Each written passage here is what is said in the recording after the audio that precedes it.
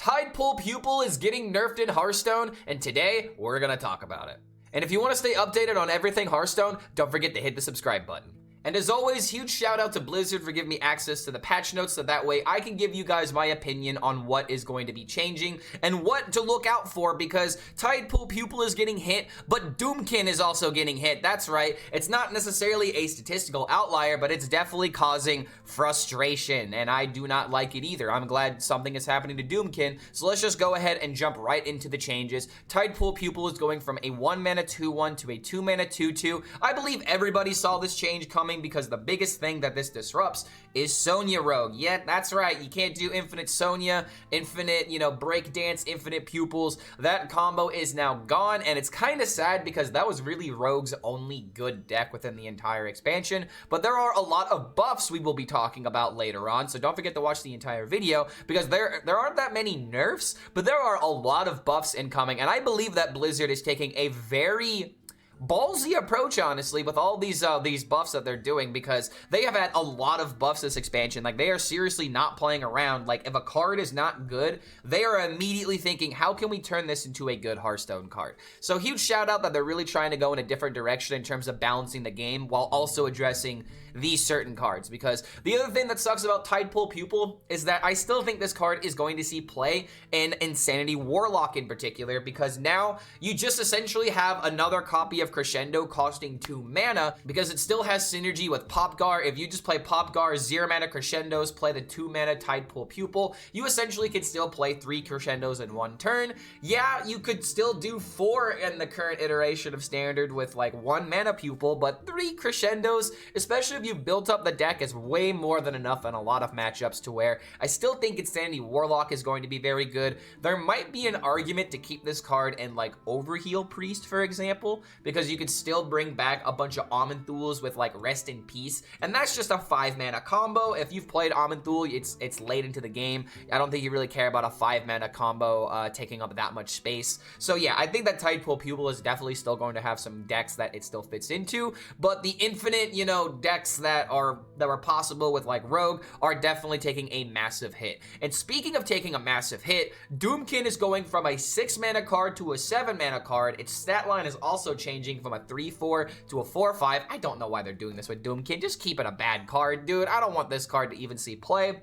But here's the one thing that we have to think about whenever we analyze a nerf. What does the mana nerf actually do? And I'm going to say that, like, I originally, when I was on stream, I just wanted this to be a death rattle, where it's like, death rattle, give the mana crystal back. There was this Reddit post where literally it was the exact same thing, but in parentheses it said, and apologize to your opponent. And I think that's just what Doomkin should have been, because I really hate it when this card comes down. But here's the thing to keep in mind about Doomkin. It going from 6 mana to 7 mana, I believe, is going to change the average amount of Doomkins that are played per game. And honestly, it might just change how many Doomkins are run in the deck in general, because in a world without new heists, if you play Doomkin at 7 mana, you're going from 7 to 8, and then you have 9 mana, and then there's no point in playing another Doomkin because you're already about to hit that 10 mana threshold. But again, this is a little bit, maybe it's not the biggest change in the world, because new heights did raise that mana gap, so maybe 7 mana Doomkin is still extremely annoying, and it might need some further changes. I thought I was going to come up with an explanation that would convince even myself, but even for the sake of clickbait, can't even do it, bro. I don't know, dude. Like, this change does matter as long as Druid doesn't increase its maximum mana capabilities, but literally that's its bread and butter with new heights, and you're gonna play new heights more likely before playing your Doomkin. So I don't know. Maybe this change doesn't even matter, but the biggest change obviously is happening to Tidepool Pupil. But now we actually have some meaningful wild nerfs that are happening, to where Wild Palm Null is going from 5 mana to 6 mana, meaning that you can't just play both of them by turn 1 if you're that lucky. That's a huge change. No matter what, if you play 1 pack, your nulls are going to cost 1 mana. So in order to get them to 0 mana, you have to have some other form of discounting them by discovering another card from another class. They're also making Secret Passage cost 2 mana. This has been long overdue. Oh my dear God, this card was like, can you imagine if you didn't know that this card originally was 1 mana draw 5? That's right, it was 1 mana. Okay, replace 5, sorry. But it would essentially draw 5 cards from your deck originally for 1 mana. It was the most busted card to come out of Scholomance Academy.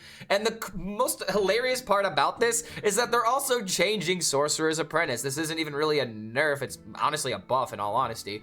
But the biggest thing that they are adding is that they are finally adding but not less than 1 onto a card. They seem to be, you know, open to this idea in a certain element because they want Sorcerer's Apprentice to see play. And honestly, as a 4 mana card, come on, man, like this just wasn't the way. And I still think there was a way in order to, maybe this is a nerf because there was a way of utilizing the 4 mana apprentice with like Mage, for example, and just playing a whole bunch of cards for free. Maybe that was possible because Mage has a lot of copy support in Wild, but regardless, no longer are you going to be able to set cards less than 0 mana thanks to Sorcerer's Apprentice. There might still technically be a way to do this where you play the Sorcerer's Apprentices and then suddenly you play another card to discount them instead. Maybe this doesn't actually work because of the text of Sorcerer's Apprentice, but regardless, RIP Antonidas Exodia Mage. You were a wonderful deck. I actually played that deck in a college TESPA match and won with it, and I just have to say, it's a very nostalgic deck, but it's an old deck, and some people are just tired of what happens in Mage with Wild because infinite mana is crazy. And now we're going to start talking about the buffs. That's right, there are a lot of buffs that are happening to Standard. So since our last round of changes, there are a few classes that still don't have many competitive options as others. These changes focus primarily, not entirely, on bolstering those classes' new Perils in Paradise offerings. So, for example, Treasure Hunter Eudora has not really been a card that has seen a lot of play, unfortunately, but it is actually starting to look like a good card now. It is at 5 mana. They have not changed the requirement of the card, so it's not going to take like a Velarok approach where suddenly, oh, you just have to play 1 card from another class in order to complete it. I think that might be a little bit crazy in order to get cards like Duel's Treasures, for example.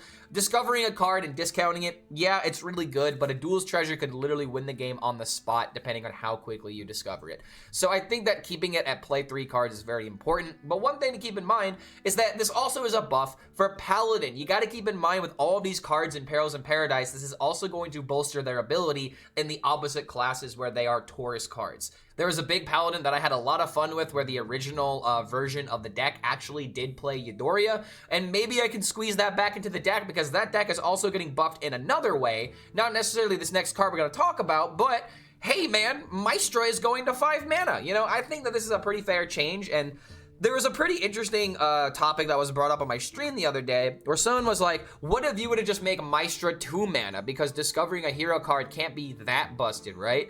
I think that that's a little bit crazy. Maestra going to 2 mana might be a way too much, man, especially with like Shadow Step and all of that. Yeah, man, you might be a little bit crazy if that's what you're thinking.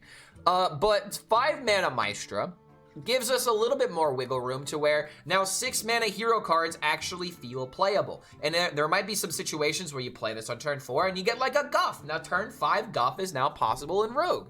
So I think that there's definitely some capabilities that this gives us. Whether or not this is going to be meta relevant is one thing that I am kind of worried about, but there is one actual meta application that I think this card could be potentially utilized for, and that is its application with your hero changes if you decide to keep playing Excavate Rogue. That's right, what if the main win condition of your Excavate Rogue was to find cards from other classes, and then you want to go for like the Snake, for example? What if you wanted to go crazy and pick a Paladin card and pick the Dragon, or you want to pick Shaman and go with the Murloc? The possibilities are endless with the treasures. So I don't know, I think that's a really fun way of maybe trying to bring Rogue into a different way of seeing play, because unfortunately, I don't really think these changes are really going to affect Rogue. Like, for example, Metal Detector is getting buffed. And Paladin, it's crazy. Paladin is going to have, you know, more coin support than Rogue here in a second. And it's like Wishing Well Rogue is just never going to be good. And Rogue has all of these, like, really niche archetypes that really just, it did get support, but I feel like it's not it's not going to push the class in a way that, first of all, people are going to win with. Therefore, like, it's just not going to see a lot of play. But Metal Detector, I'm actually super excited about this change because this is really good in my Lanessa Big Paladin. I can finally run this card, and maybe, hey man, maybe this sees play in Rogue to a degree, where you can, you know, get some extra coins for some of your Wishing Well archetypes. Maybe there's like a ramp version of the deck where you can play your Maestro very soon. I don't know, man. That seems pretty interesting to me, but the fact that it's going from 2 attack to 3 attack actually means it's gonna kill minions. That was the biggest issue with this card, is that killing minions with it was actually very difficult, only dealing 2 damage. So it's like, I don't know.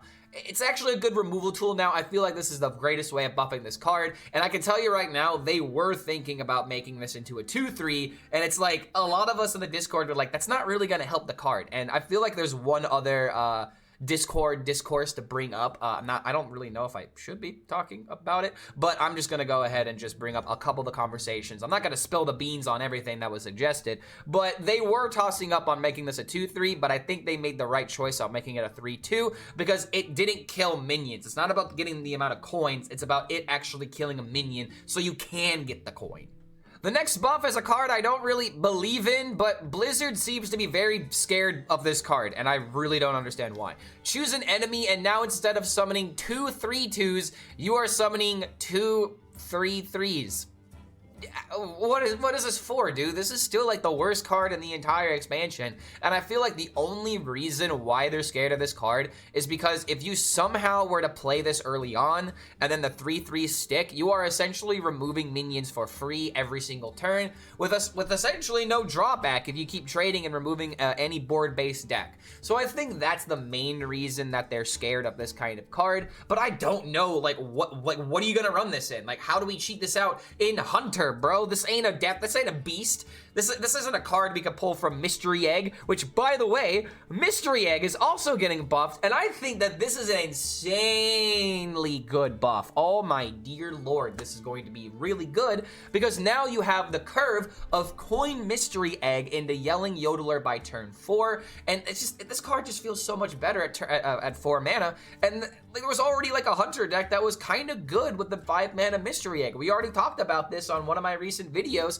and I guess now I gotta remake that video, bro. Blizzard, give me more homework and more video and more ad revenue. Don't forget to subscribe to the channel if you like the content, by the way. But yeah, oh my dear god, dude, 4 mana egg, this is gonna be crazy. Like, this has gotta be good, right? Like, I'm gonna be bolstering up my copium for this, but oh my dear god, this has to be a good change. But one thing that I am kind of scared of is the fact that it's going from discounting 5 to discounting 4. I'm not really sure if that disrupts anything, but you essentially have 2 mana Hollow Hounds, you have 2 mana Muklas, you have 5 mana King Crushers instead of 4 mana King Crushers. That's kind of a big deal in terms of like trying to play multiple cards all in one turn, but I think overall this change is going to be extremely healthy for Hunter, and I'm not gonna lie, it makes me want to play Hunter, and that was Blizzard's biggest goal with these changes, was not necessarily to make them like balanced or like meta relevant, was just to turn them from this card is not fun to, ooh, now I'm excited to play them. And I'm not really sure if this next card buff is really an example of that, but I mean, hey man, a 1 mana draw a minion, if it's a beast, draw a spell. They're really trying to give Hunter any meta relevancy whatsoever. And speaking of meta relevancy, I feel like this next card, where if it's a meta relevant, is going to be kind of scary. We have Rye Cleaver that is now going from a 2 mana sandwich to a 4 mana sandwich, and now the 4 mana sandwich is going to a 3 mana sandwich. So you still have the 5 mana weapon, but the reason why they didn't want this card to be 3 mana originally was because of one card. Blizzard was absolutely scared of all you can eat working extremely well with sandwiches, because that's just too much value, right? If people are paying, you know, only so much money and they're eating all of your food, you're not making enough income, right?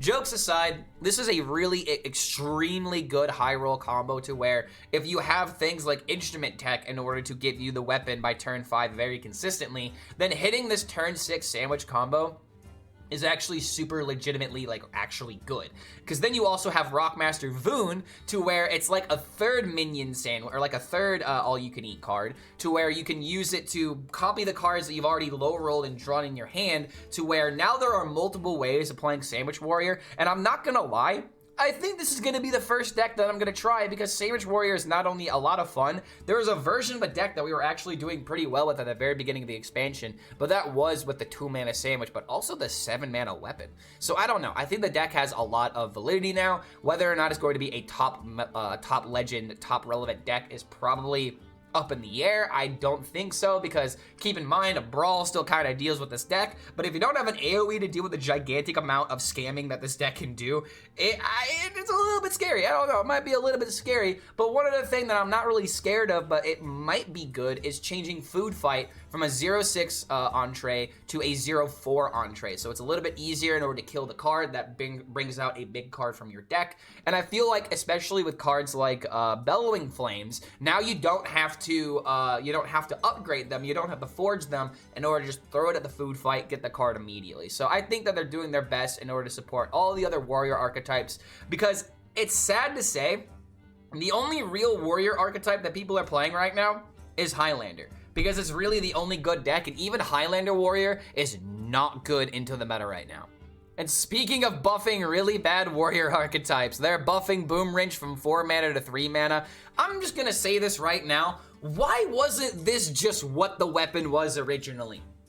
I know that you were supporting, like, you know, like Testing Dummy and like all these other cards, but it's like, if you're gonna make a 3-2 weapon with like a very specific death rattle that has to trigger not only a minion on the field, but it has to be a mech on the field, you just should make this 3 mana, dude. This just should have been what the card was originally. I'm glad that they're giving this card a little bit of some love, even though it's not really a change that I think is going to matter. But I mean, hey, maybe there's like actually a Testing Dummy warrior that is very effective now, because now its combo is technically 1 mana faster. It might be good, I don't know, but I'm not very hopeful for it. But some cards that I am very hopeful for, there are a lot of mage buffs that are happening, and you could argue that there are buffs not only to Big Spell Mage, but they are primarily trying to buff Tempo Mage, and I want Tempo Mage to be good, but I was really hoping that like Rayla into like Violet Teacher combos would have been like really good to bring back that old nostalgic feeling of playing spells, getting minions, and just having fun with good old-fashioned Tempo Mage. And one way to kind of support both Big Spell Mage and Tempo Mage is Water Cooler Artist. This card is actually getting buffed, and it's pretty decent, because now you can play it on turn 3, you can get a Tsunami in your hand earlier, or maybe now you can run this in a Tempo Mage that has like other Frost cards that you just want to discount like once or twice, so that way you can utilize the recently buffed Rayla. It's now a 2/6. I understand. Okay, I get why they're buffing the HP on this. The thought process is you can play it on turn 3 or on turn 4, and then maybe it'll stick, right? 6 HP is a lot to deal with, especially if you don't have your early game tempo. But I don't know, dude. I feel like this is just one of those cards to where if you buff its mana cost and you make it 3 mana, then suddenly it's just way too good, because Mage might have ways of playing coins, and then you just play a whole bunch of cards, and then this thing gets out of control extremely quickly, because not only are you summoning a random 2-drop that could be like, you know, like a 2/2, 2/3, 3/3, it's also got Divine Shield, so that thing is sticking around very consistently, because it's also turn 4, keep in mind, in this hypothetical situation. So, I don't know. I think that Rayla going from a 2/5 to a 2/6, 1 HP could definitely matter, and one great example of this is Evil Miscreant, because Evil Miscreant was a 1/5, you would get like an Evolve Lackey, and if that thing survived, then that card would go to a 4 mana card, and honestly, the 1/4 did kind of bring it back, but it was still, you know, somewhat decent. So 1 HP buff, it's always like, why are they doing this? I can't believe this is a buff. It can be a buff in some instances. And another example of this is that they are buffing another card by 1 HP, the Maroon Archmage. But it does kind of make sense when you think about that Mage actually has ways of buffing its minions now with the cards from the Paladin pool. So, you know, Maroon Archmage, you can play the Sunscreen. I believe the Sunscreen is a 1/2 buff. So now you have a 3 mana 4/6 that is sticking around, and if this card sticks around another turn, then you get another card for free, hopefully, going into your next turn. So if you play Maroon Archmage, give it a buff, it's now a 3/6, I'm sorry, it's now a 4/6, you can then play your Rayla into another, you know, 2 mana card, and now you have a 3/6, you have a 4/6, you have a 2/6, a random 2-drop with Divine Shield, plus what other spell that you just played. And speaking of buffing Big Spell Mage, you guys can just see how excited I am about these buffs. DJ Manastorm is getting buffed. I am scared of this, because here's one thing to keep in mind about DJ Mana Storm going from 9 mana to 10 mana. You can now play 2 big spells by turn 10. If you play DJ Mana Storm, okay? If you play DJ Mana Storm turn 9, or I'm sorry, if you play DJ Mana Storm when you have 10 mana, you can play 2 big spells immediately because it sets the cost of your hand to 0, or I'm sorry, it sets the spells to your hand to 0, and then you can play a 0 mana spell, and then you have a 1 mana spell immediately after it, because after you cast 1, the other spells cost 1 more. So I think that DJ Mana Storm actually might see a decent amount of play in Big Spell Mage. Now, whether or not it's going to be good, who knows? But this is a very meaningful buff to that kind of deck, because imagine just throwing 2 Sunset Volleys in the same turn. Like, that's absolutely crazy. And let's actually think about a hypothetical situation. Let's say you have a Kalagos that's on the field, and you have 3 copies of Sunset Volley, okay? If you have that on the field and it's 10 and you have 10 mana, you could theoretically throw out a 0 mana Sunset Volley thanks to the Kalagos. Then you can play DJ Mana Storm to set the other copies of your Sunset Volley to 0 mana, and then you can essentially play 3 Sunset Volleys in the exact same turn. That is a win condition. That is a reason why 1 mana buffs can be insanely good for some of these cards, and I think that DJ Mana Storm is going to get a lot of love this next expansion. Now, granted, it may not be good. I'm not claiming that this is going to be the next, like, insanely good card. It is still a 9 mana legendary at the end of the day, but the possibilities and the potential of the card are insane to me. And one other change that I feel like is really like trying to make the cards like, oh my god, I can finally utilize this card now, is CCG. Because it went from Death Rattle, get 3 random first edition Demon Hunter cards, to now a Battle Cry,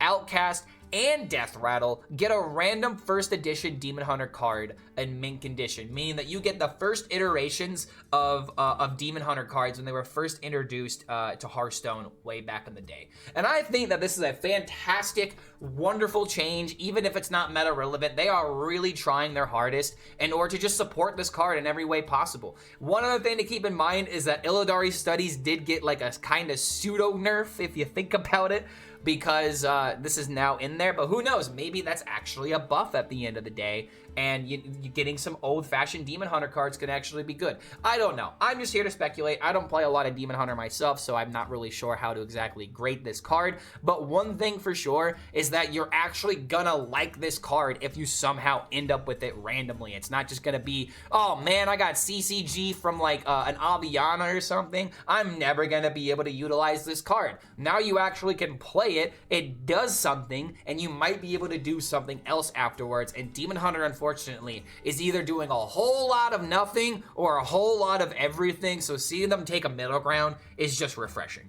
But those are all the changes that are happening to Standard and to Wild. If you want to check out the rest of the patch notes, it does have Battlegrounds updates in case you guys are up to that. But unfortunately, I'm not really a Battlegrounds guy, but I do want to get into it one of these days. And I don't know, maybe, do you guys want me to play Battlegrounds? Give me some love in the comments and let me know what you're excited about in this patch, what cards you're going to be playing with, and whether or not I should play Battlegrounds, because it seems to be a very divisive topic within the Hearthstone community. But thank you so much for making it to the end of this video. Huge shout out to Blizzard for giving me access to the patch notes once again, and we will see you guys on the Twitch stream for this new patch. And oh man, I ruined it. I had a perfect ending. I'm not re-recording this, guys. I'm not gonna do it. If you actually make it to the end of this video, you're an absolute saint. So thank you very much, man. I should shut up now. What the